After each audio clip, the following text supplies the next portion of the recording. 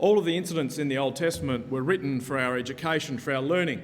So they're more than just a bit of history, they're more than just stories. They're things we should try and take lessons from. And this morning, as we think a little bit about this famous incident, the crossing of the Red Sea, hopefully we can take a little bit of time to think about how we choose to follow our God, how we choose to follow the Good Shepherd. We can think a little bit about the power of Jesus in our life, how he intervenes and makes our walk easier. And also we can be encouraged to stand firm when things are tough, because they certainly were in their story at times. And we need to realise sometimes God's plan isn't visible to us. It might be operating, and we can't necessarily even tell. So let's think a little bit about this story. So the children of Israel weren't an army, right? They were a group of escaped slaves. As John said this morning, they were a congregation that ranged from little children, expectant mothers, young families, through to older people, through to very, very old people, I guess. There was a whole range of people there. They weren't an army. And God knew that. It says specifically in Exodus chapter 13, verse 17, that God led them the long way round because they weren't ready to fight. So God knew that, and the people knew that as well. And you understand shortly after, as Pharaoh starts chasing out with his chariots, that the people are going, well, this has worked out really well. Here we are now, hemmed in by the desert, the sea behind us and Pharaoh's chariots bearing down. Great plan. Well done, Moses. You can imagine the fear and the stress in the people. It was God's wisdom to go the long way around, but it didn't really seem that had worked out the way you'd expect. Psalm 106 verse 7 says that the people forgot the plagues that God had sent on Egypt, right? They'd seen all those miracles, but in a moment of stress, it's easy for us to forget what God has done in the past. All you see is the brutal trial that's in front of you, the chariots bearing down. I think that's why when you go through the Psalms and you read about the pleas for help that are there, so many times the Psalms go through and they just list out everything that God has done in the past. Why do they do that? Because when we're under stress and pressure, we need to be reminded of what God's achieved in the past, in the lives of ancient Israel, but also in our own lives. And I think it's a useful tip on how to ground ourselves when we're in trial and distress, rather than, I guess, just laying out what the current problem is. To think about how God has worked in the past as a way of centering ourselves so that we don't forget the salvation that we've seen in the past. It's too easy for us to be overwhelmed. And that's where Israel was at, right? They were totally overwhelmed. We see that. They say to Moses in verse 10 and 12, "Isn't this what we told you in Egypt? Leave us alone. You're going to take us out to the desert. We're going to die. It's a terrible plan." And you can hear them pretty much saying, "We told you so." Right? We told you this is how it's going to work out. Because in the pressure of the moment, the question is always, are we going to continue to follow God?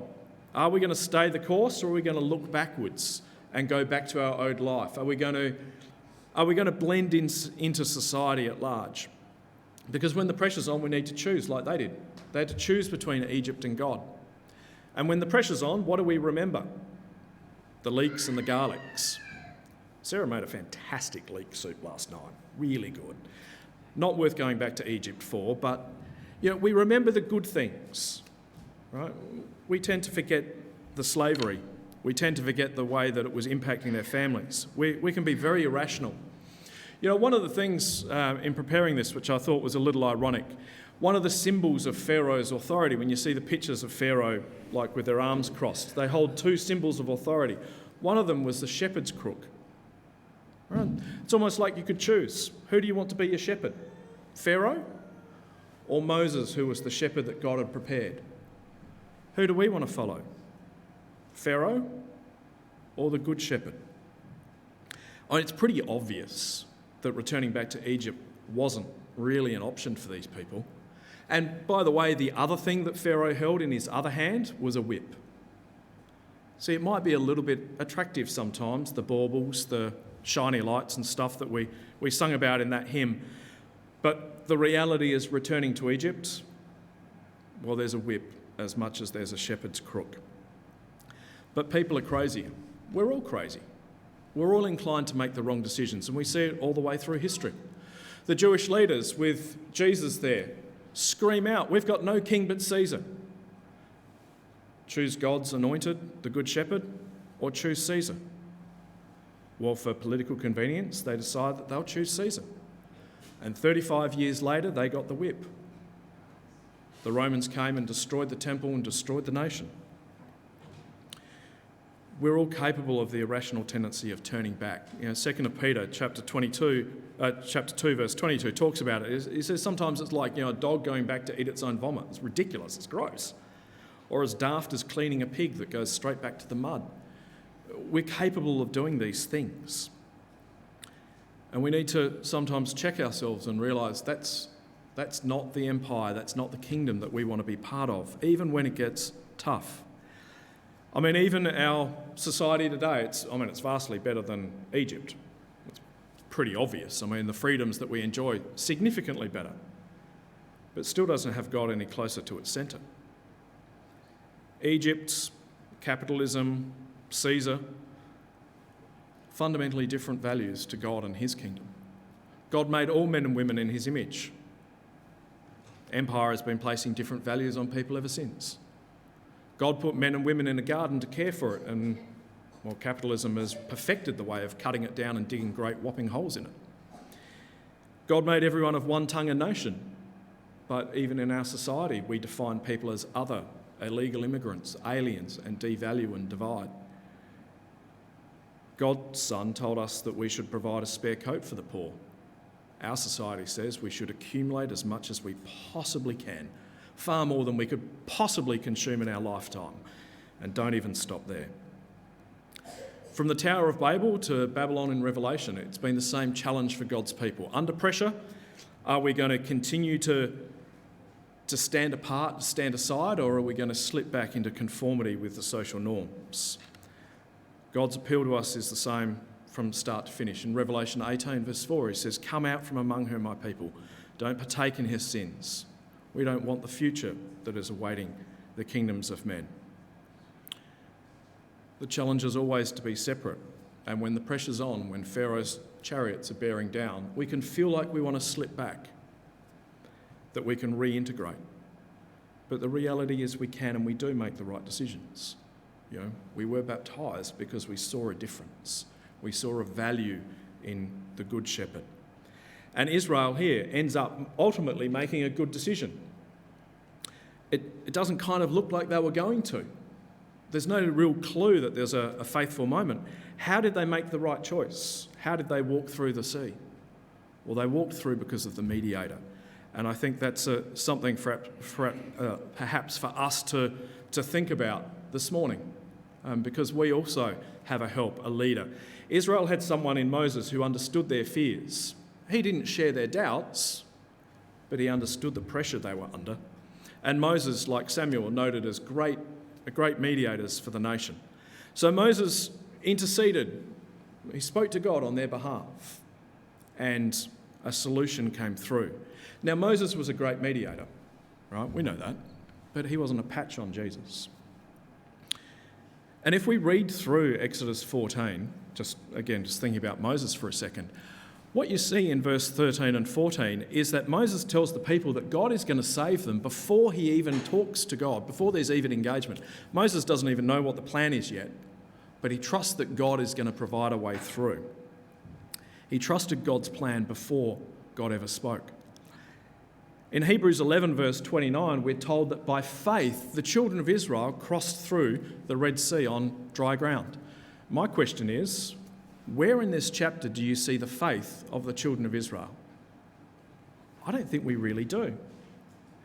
But we do see the faith of Moses. So maybe, think about, by whose faith did they walk through the Red Sea? I think it's like Moses' example, Moses' faith, Moses' leadership, certainly Moses' intercession is what saved the people. There's an example of a great mediator. What a difference that made in their lives. And it gives us the opportunity to think about how Jesus works in our life. the difference he can make for us, supplying the gaps in our faith, carrying us when we're fearful. The children of Israel would never have walked through the Red Sea without Moses. I think we're not going to be walking through our life either and surviving the trials, escaping Pharaoh by ourselves. But we're not alone. We have the Lord Jesus Christ as our mediator and our leader. Now, there was some expectation on the people like there is on us. And you see that in verse 13 and 14, where Moses talks to them and what he says to them, and the King James sort of puts it as stand still and see the salvation of the Lord. And that gets turned a bit into the bumper sticker, let go and let God, which I don't really like. And it's not really the idea here. Ben's translation, NET and others put it, I think, a little better when they say stand firm and see the salvation of God. The idea is actually like a military expression of hold your ground, right? Stand firm to resist something. Our mediator doesn't ask us to grab our sling and get some stones and go out and face the giant. He's got that. But he does ask us to hold our ground, to have confidence that he is going to find the solution and the path forward for us. We need to stand firm. We need to be strong in the moment. But he will get the miracle done. He will lead us through. Now Moses says, well, stand firm. And that's great. Thanks, Moses. Now, if I was there, I would have been thinking, that's cool. What's the plan? What's God going to do? Right? If you're an Israelite, you've got no idea because you don't get told what the plan is. Do you notice that? Right? Moses never says, right, God's told me that what he's going to do is, there's no communication whatsoever. The Israelites are asked to stand their ground, to hold fast, not knowing what God's plan was. And you might have thought, the plan's a bit vague. I would like a little bit more detail. Look, I've got some suggestions, Moses, as to what you can suggest to God if he needs help getting us out of this. Not so long ago, we did boils, right, on the animals and people, and that worked a treat. That'd be good. That'd solve the problem. Hail, been done recently. Quite confident that will work. Maybe you could get the horses just to gallop back to Egypt, towing the chariots behind them. I mean, God does something like that in 1 Samuel chapter 6. So that'll be sweet. Build a wall, get some Americans to help if you need. Maybe open up a big chasm, right? Just split off so they can't get to us. That'd be useful. God doesn't take any of those suggestions, which I would have been very unhelpfully making. We want God to intervene in our lives and fix our crisis, whatever it happens to be. And we know how God should fix our problems.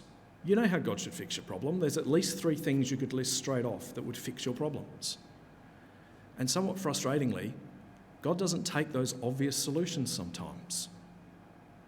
He doesn't even tell you what the plan is.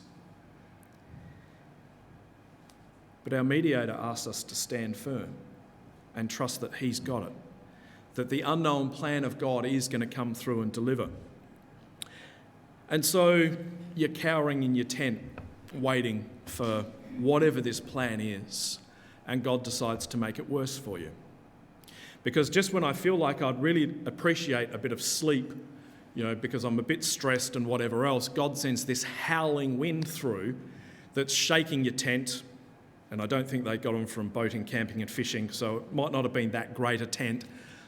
Your shelter is getting battered around by the wind through the middle of the night as you're trying to get a little bit of nervous sleep, wondering what's going to happen. God's kind of made it worse. Certainly he's made it less comfortable.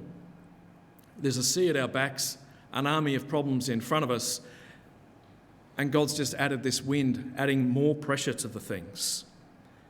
But the reality is sometimes being put under pressure is actually a key part of God's plan. James chapter 1 verse 4 says, "Let endurance have its perfect effect, so you will be perfect and complete, not deficient in anything." Despite all the promises and despite not knowing the plan, we're asked to stand firm, and when we hope we at least will get a good night's sleep, maybe God adds more stress and pressure, a strong wind howling around our figurative tent. But that might be part of God's plan.